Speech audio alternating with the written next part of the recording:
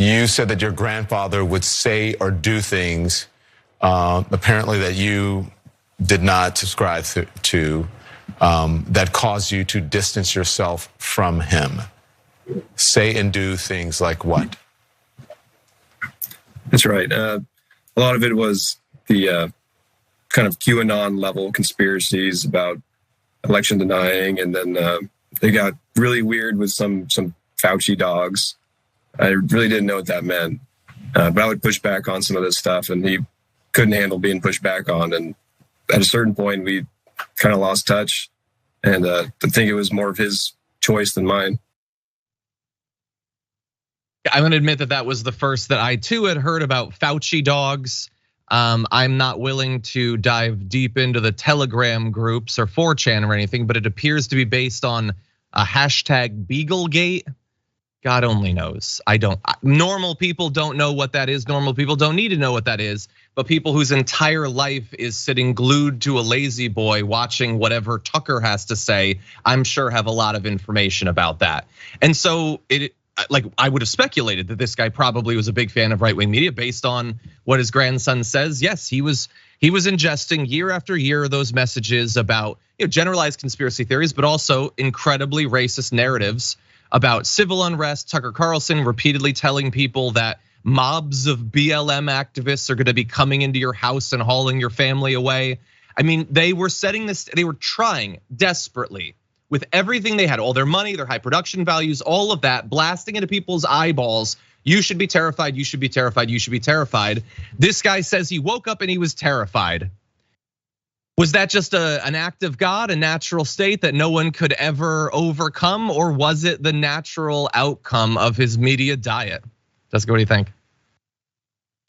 Definitely natural outcome of his media diet. I mean, when the kid says he was watching Fox News on a lazy boy, I take that pretty literally because I think we all know somebody like that. Maybe not everybody, but I certainly know people where that's their reality day in and day out. And it's so good that his grandson is talking to the media because there are definitely people out there who wholeheartedly believe Fox's narratives that dangerous people are coming in to break into your house and steal things from you and all of this stuff. Because this case proves that that's not really what's happening. This was a 16-year-old boy who was going to pick up his brother who went to the wrong house. How is Fox News gonna flip this? Are they gonna say, well, there are plenty of cases where it actually was a criminal? Okay, you're a news outlet, cover those cases. But instead they'll spin the narrative and say, well, they don't wanna cover those narratives. You never hear about them. You're a news outlet. If they are real, cover them, but they're not real. And I think it's good that he's not just waiting until he's called in as a character witness for this trial, and he's actually telling this story in media because hopefully other people can learn from it. Yeah, look, I can say I had expectations about how Fox would cover this, and based on the fact that I haven't seen, granted, I'm not watching Fox News all day long. It's how I maintain the tenuous grasp on sanity that I still have after all these years in the business, but I haven't heard them talking much about it, which tells me a couple of very specific things about Ralph Yarl. Ralph Yarl apparently never once posted a photo that could be taken out of context, a tweet that could be taken out of context, because the second he was shot, the second Fox News learned about it, they put a bunch of young Republican producers on going through everything he's ever posted online, looking for some justification for a random person shooting him in the head. That's what they did. They haven't come up with anything, so I guess he's squeaky clean. All of it, of course, is irrelevant to the crime that was committed, the fact that he had so much trouble in getting help, and open questions about what the consequences will be, considering stand your ground and the castle doctrine and all of that. But that if he had ever done anything questionable, that would be all that they were talking about, and I haven't really heard it. All I've heard is a few new facts, apparently learning that the streets in the area where it happened were extremely confusing to navigate, according to people who live in there. People constantly get the wrong mail because many streets right near each other have very similar names. They're numbered very similarly. People get confused. And so bear that in mind also. This guy's an old guy. He knows that neighborhood. He knows that people sometimes get lost.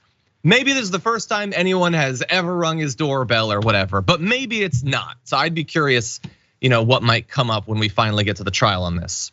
But any final thoughts? I think the "you better not come around here" tells us everything we need to know about what his motivation was. And I will say, if some of the budget we have for the city, for local issues, maybe we could better label the streets. Maybe we could invest in renaming some of the streets so it's a little bit easier to navigate. But what is a lot of our local budgets absorbed by? The police. It's 90% of budgets in many cities. And there are other things that are worth investing in that could actually have resolved a situation like this from happening. So I think that's a narrative underneath all of this as well. Yeah, and also like to put it in context for people, like one would hope that we would have to actively on a day-to-day basis explain to people that racial animus, personal bigotry, structural racism are all things that still very much exist at the state level, the federal level, inside people's hearts.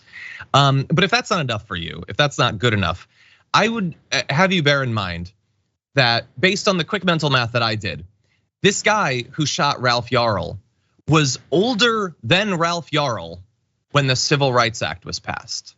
This is a guy who grew up in that time. God only knows what he thought about society and different groups in society when he was 16 or 20 or 30, or you know what, maybe 84. So again, the idea that the cops, they came out immediately after it happened and said there's no evidence that this was a hate crime or that racism was involved. I don't know what that evidence that disproves racism would look like, but I also know the facts of the case, and it seems like you might have been inspired to think about the possibility. For more political news breakdowns, interviews, stories of activism, and me trying my hardest to care about the occasional big celebrity news story, subscribe to our YouTube channel at youtube.com/thedamagereport.